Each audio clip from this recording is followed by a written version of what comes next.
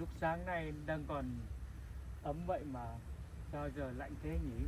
Chắc là do thời tiết gió lạnh tăng cường.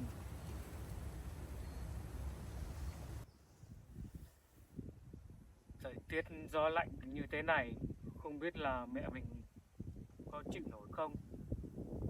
Mẹ thì đang bệnh tật, mình lo quá.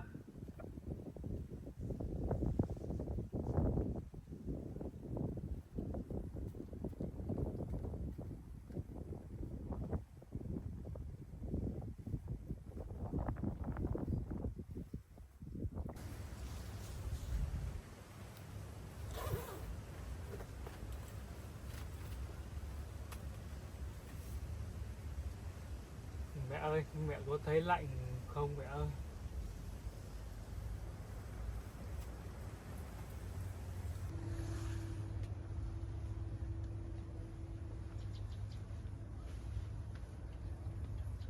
Căn nhà hai mẹ con mình đang ở đây sắp bị thu hồi rồi. Con đường họ cũng sắp làm ra tới đây rồi, nhưng không biết là ngày nào, làm cho hai mẹ con mình lúc nào cũng thấp thỏm, lo lắng.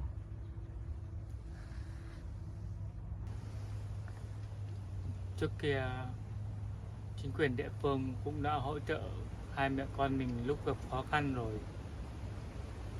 Họ cũng đã cho hai mẹ con ở nhờ đất ở ngoài này cũng lâu lắm rồi.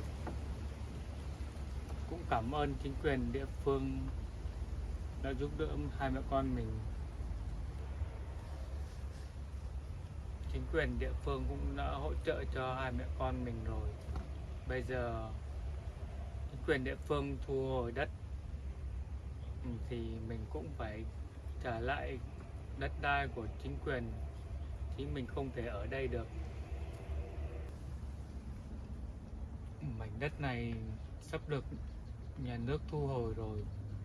Hôm trước có hai cán bộ cũng ra thông báo động viên hai mẹ con mình là cho mẹ vào viện dưỡng lão. Các cán bộ ấy cũng muốn tốt cho hai mẹ con mình thôi, và mình không muốn rời xa mẹ, mình chỉ muốn ở bên mẹ, chăm sóc quan tâm lo lắng cho mẹ thôi.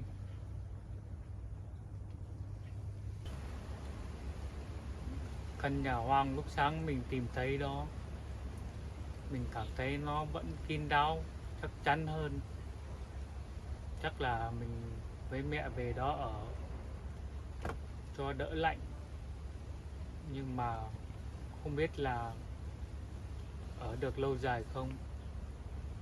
Mình chỉ sợ mình đang ở với mẹ, họ đến không cho ở nữa. Tôi thì căn nhà hoang đó hai mẹ con mình ở được ngày nào hay ngày ấy. Chắc là bây giờ mình ra công trường đang thi công gần đây, ngồi xem khi nào họ làm đường đến gần nhà mình, chỗ hai mẹ con mình ở đây. Mẹ ơi, mẹ nằm ở nhà nghỉ ngơi đi nhá, con ra đây có chút việc đây.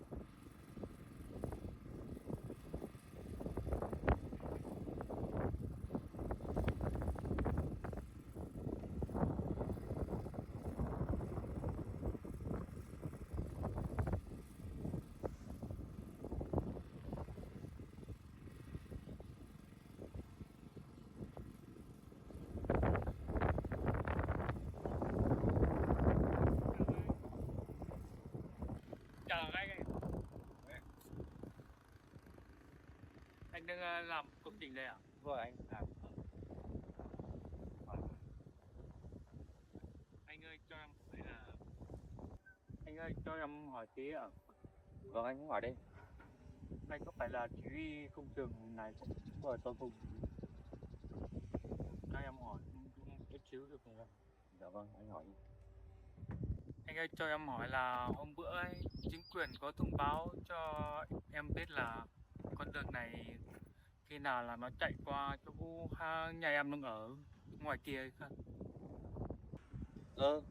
Sao tôi cũng nghe thấy chính quyền bảo là ở trên con đường này đi qua có hộ dân nào ở đâu, sao giờ lại có một cái nhà ở đây là sao nhỉ? Em với mẹ em vẫn ở ngoài đó lâu nay mà anh, hay là anh ra ngoài đó với em kiểm tra giúp em ấy ạ? Rồi anh dẫn tôi đi ra đây. Ờ. Anh dẫn tôi đi ra nhà anh. Đi theo em.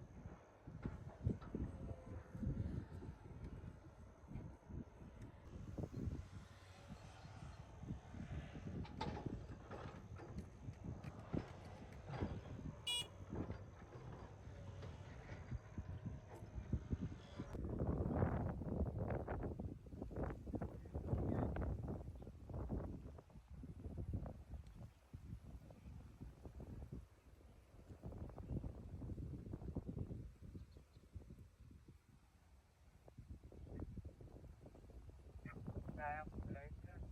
Này bên chỗ dự án đã thông báo chính quyền cho di rời hết nhà dân không ở đi rồi, sao lại ở đây lại có một cái nhà nhỉ? Chắc là của anh để gì báo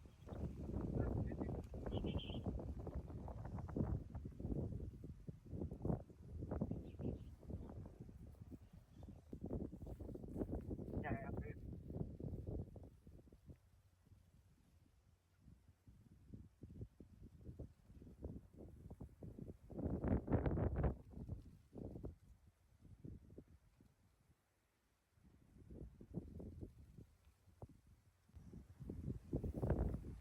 Nhà em đây mà hai mẹ con em lâu nay vẫn ở đây mà anh. Sao lại có cái nhà ở đây?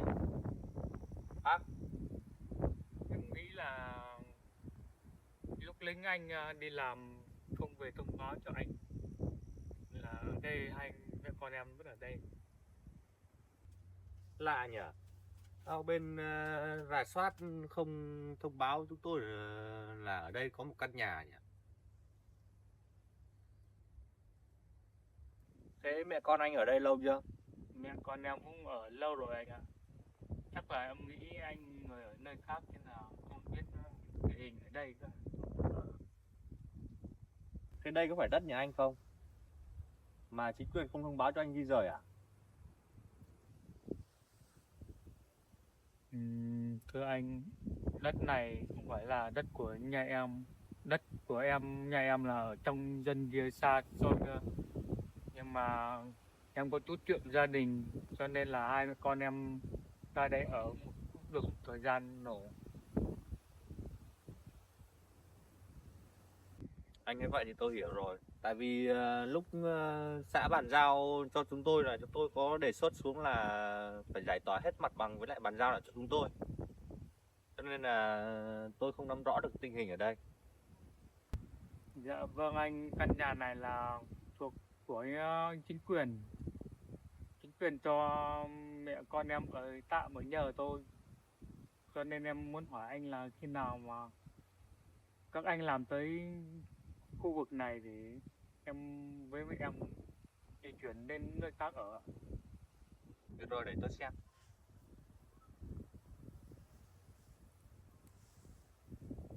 Ngôi nhà này có gì đâu mà anh bảo phải lo lắng khi đến tôi làm được qua. Ngôi nhà này đơn sơ vậy, anh chỉ cần tháo rỡ ra là xong bảo. Dạ vâng, mà em cũng phải ý kiến nó tuyển vào anh tốt được. Thế bên chính quyền đã sắp xếp cho anh chỗ ở mới chưa? Dạ thưa anh, căn nhà với đất em đang ở đây chỉ là chính quyền cho mượn tạm ở thôi anh ạ, chứ không phải là đất thuộc quyền sở hữu của em. Cho nên nó cũng chỉ thông báo cho mẹ con em biết để di rời thôi thôi.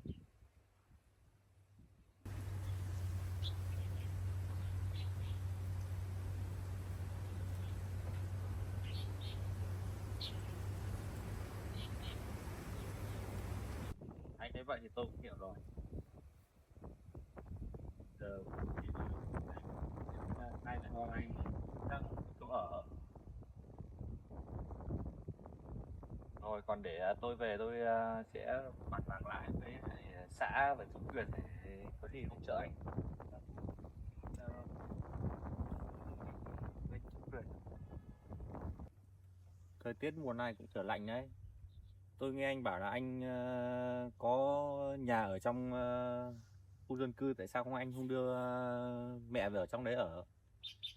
Dạ vâng anh, trước kia thì em cũng có nhà đàng hoàng, nhưng mà em có chút chuyện gia đình không hòa thuận cho nên là hai mẹ con em ra đây ở. Từ lúc tôi ra đây là cứ thấy bác nằm ở trong nhà thì không biết bác bị sao anh nhỉ? Dạ vâng anh ạ, mẹ em cũng mới đi viện về một thời gian vừa rồi. Thời tiết thì lạnh, mẹ em đang còn ốm, còn bệnh thế nào em phải nằm như thế. Với cái thời tiết như thế này với lại tình trạng sức khỏe của mẹ anh thì tôi nghĩ anh nên đưa mẹ anh về trong nhà ở thì ở ngoài đây cũng đảm bảo sức khỏe đâu. Dạ vâng, em cảm ơn anh. Em cũng đang muốn hỏi anh xem lịch khi nào bọn anh làm ra tới đây giải tỏa nhà của mấy con em đây đi. Lúc đó em đưa mấy đứa con lên. Rồi để tôi xem tiến trình của công việc đến khi nó làm ra ngoài đây là đến khi nào rồi tôi sẽ báo cho anh. Vâng.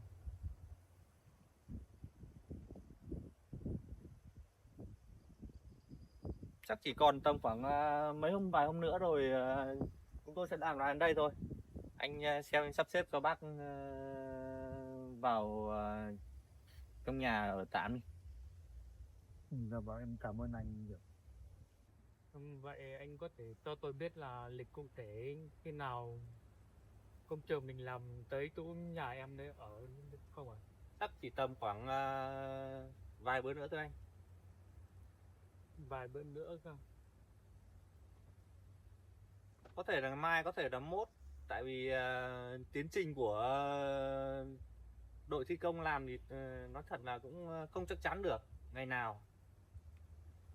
Thì em muốn hỏi rõ anh để biết đường em tính hai mẹ con em vào trong dân cư cho đỡ lạnh lẽo. Thôi anh cứ sắp xếp cho bác vào nhà cũ ở đi. Vâng. Tại vì máy móc chúng tôi đã đưa về hết đây rồi. Thì cũng nhanh thôi, để nó cũng làm đến đây rồi. Thì anh cũng sắp xếp cho bác vào nhà ở đi. Cũng đến lúc chúng tôi làm đến đây thì nó lại cập rập quá.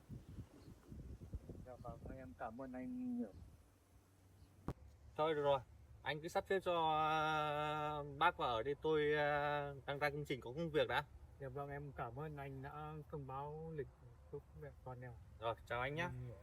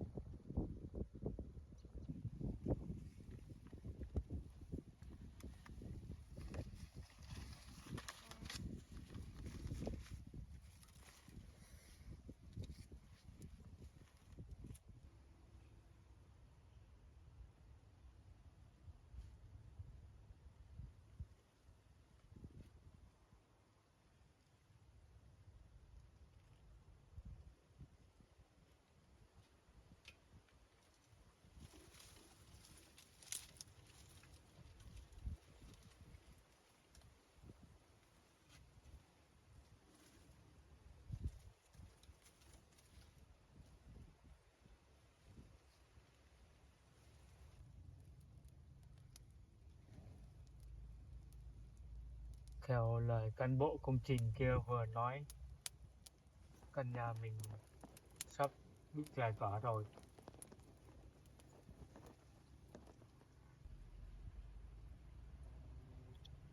Căn nhà này hai mẹ con mình ở cũng một thời gian dài, bao nhiêu kỷ niệm, nhưng đang thuộc diện của nhà nước thu hồi để làm đường.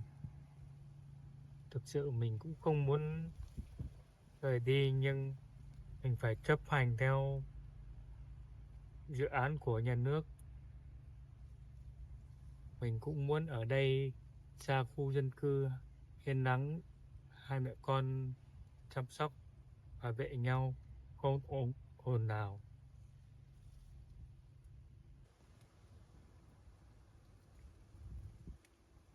Mình rất thích được ở ngoài này, đất rộng rãi, hai mẹ con có thể làm vườn, trồng ít rau, nhưng mà đất lại thuộc diện của nhà nước.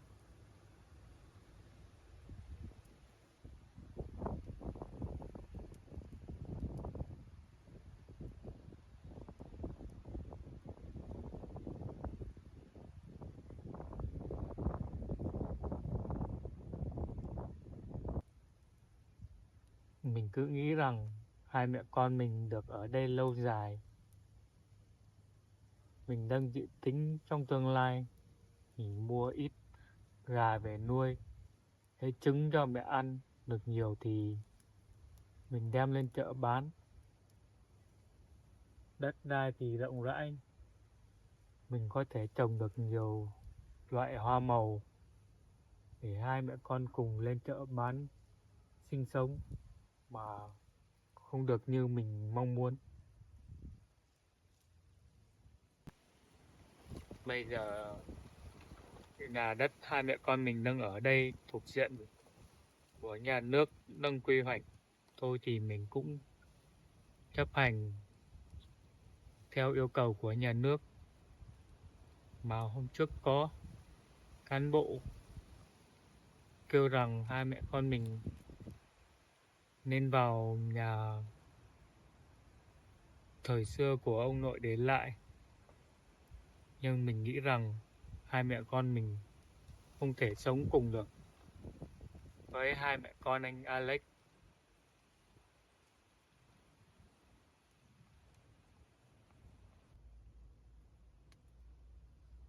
Bây giờ hai mẹ con mình về nhà của ông nội để lại cho bố mình ở cùng với mẹ con anh Alex thì cũng không được. Lúc mình đi làm, mẹ con anh ta lại bắt mẹ ký giấy tờ nhà đất. Mẹ mình thì đang bệnh tật, chỉ sợ rằng mẹ đổ bệnh thêm thì mình biết làm cách nào. Hai mẹ con anh ta thật là nham hiểm.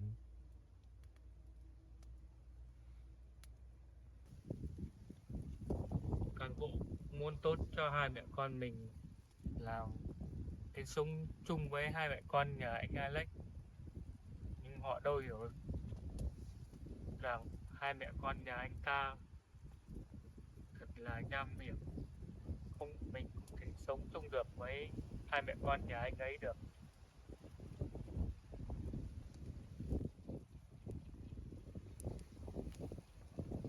Thôi thì bây giờ mình cứ nói cho mẹ biết rằng ngôi nhà hai mẹ con mình đang ở đây sắp bị thu hồi bất cứ lúc nào. Mình cũng phải nói với mẹ rằng mình đưa mẹ đến ngôi nhà hoang lúc sáng mình tìm được ở tạm một thời gian, rồi mình sẽ đi kiếm một miếng đất nào đó hai mẹ con sẽ sinh sống lâu dài hơn.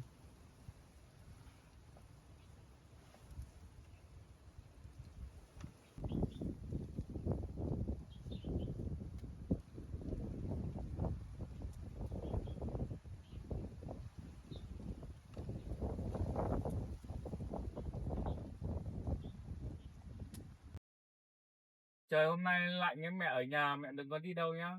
Bây giờ con đi làm kiếm ít tiền để mẹ con mình sinh hoạt. Để ở nhà nhá. À, quên mất. Cái áo này em Dương tặng cho mình không thể mặc đi lao động được.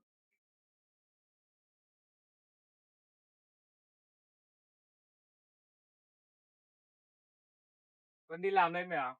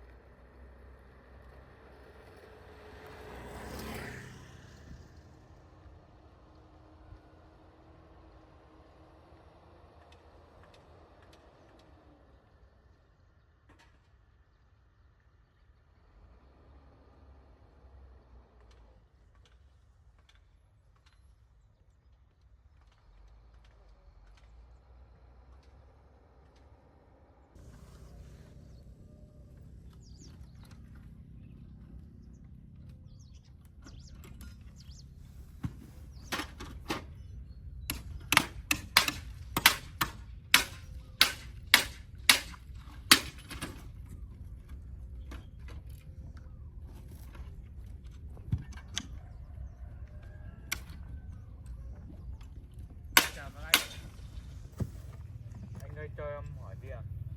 Có việc gì đây em? Mình còn nhận người làm không? Công việc ở đây thì nhiều đấy, chỉ sợ là không làm được thôi. Có làm không? Có anh ạ, cho em làm. Vậy thì sắp xếp rồi là mai đến đây làm, hay là chiều nay đến đây làm luôn. Anh ơi, bây giờ anh có thể cho em làm luôn được không ạ? Vâng, bây giờ làm luôn được. Anh đang thiếu một người. Đấy, thì em có làm luôn thì vào làm cùng với anh. Thiếu người. Em làm được. Anh cho em sắp làm. xếp là anh em mình vào làm luôn. Kết hợp làm luôn.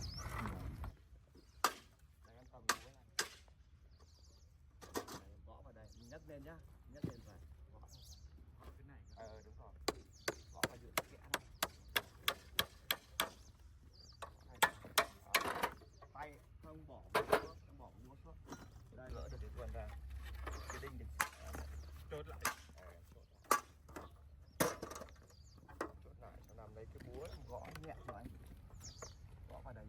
Đồng hết rơi rồi.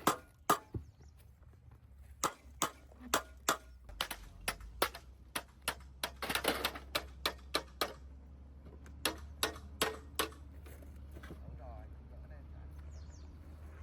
Đừng để vỡ cục cho anh là được.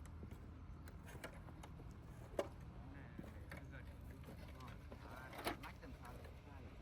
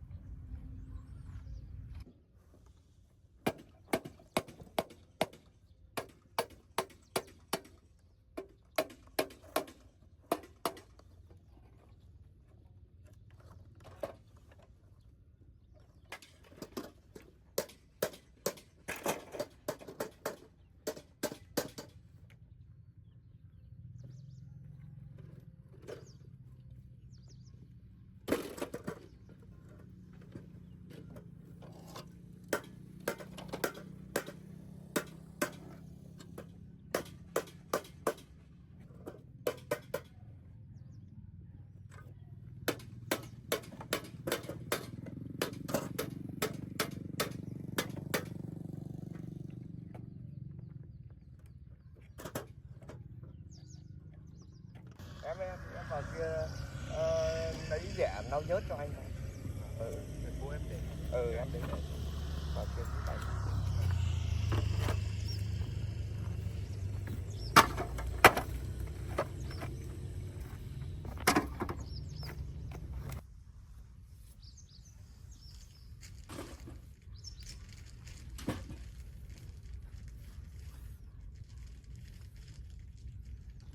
lau nhớt vào cái cuộn này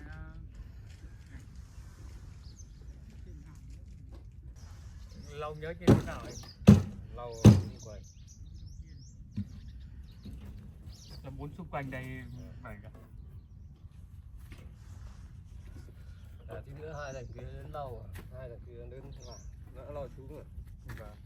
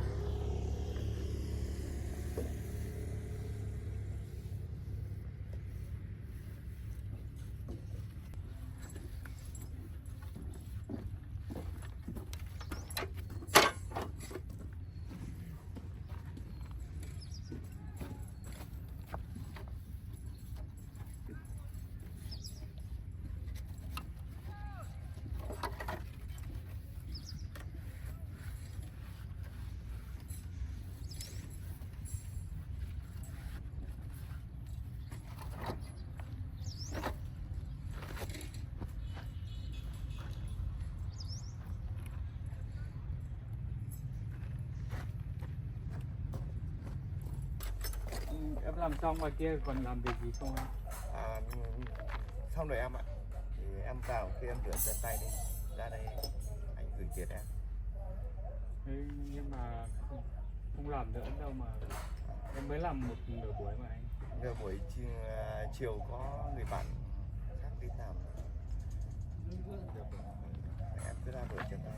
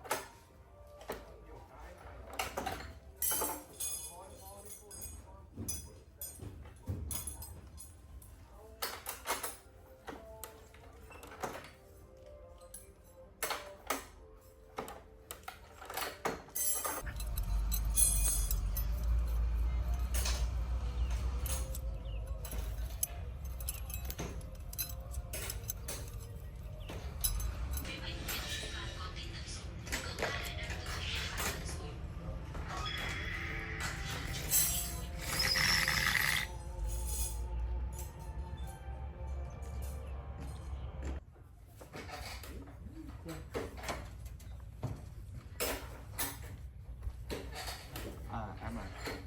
Bởi vì là anh mượn em buổi sáng đấy. Bây giờ là buổi chiều có bạn đến làm rồi.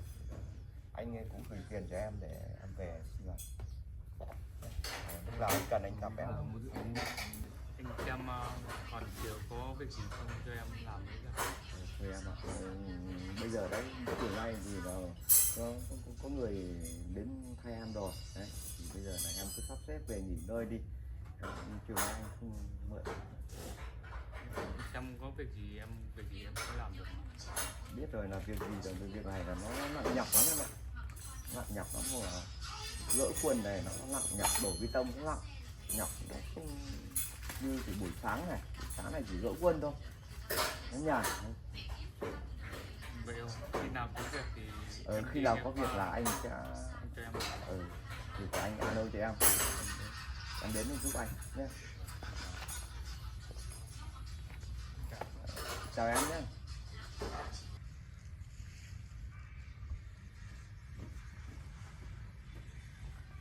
Lên.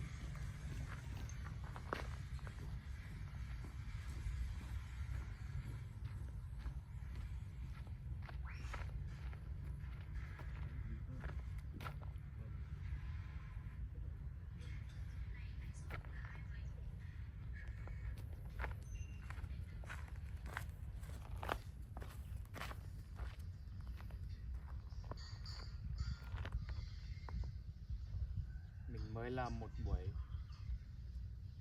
mà họ lại không cho mình làm nữa rồi. Gần Tết khó xin việc thật.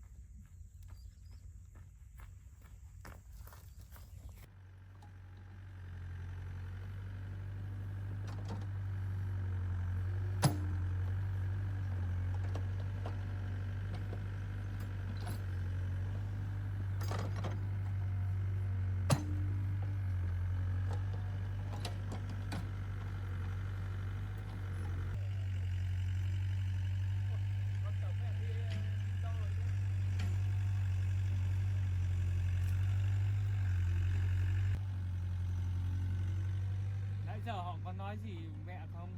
Họ có kêu mẹ là đi ra khỏi nhà không á?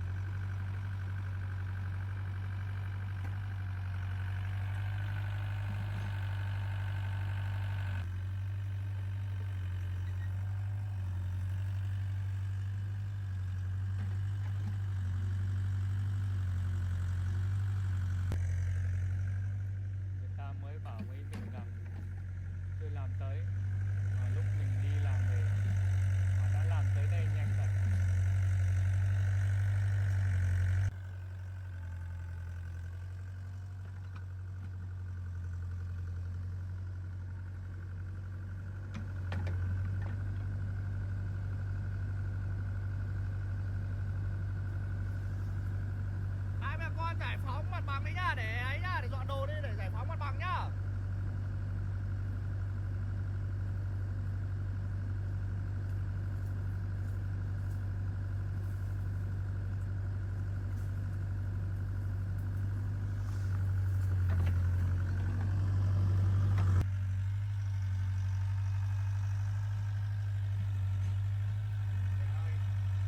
Người ta book làm đường do yêu cầu mẹ con mình di rời trả mặt bằng cho họ.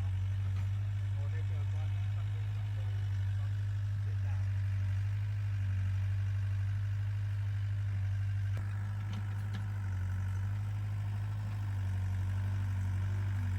Mẹ ơi, mẹ đi vào đi, họ đang làm đấy.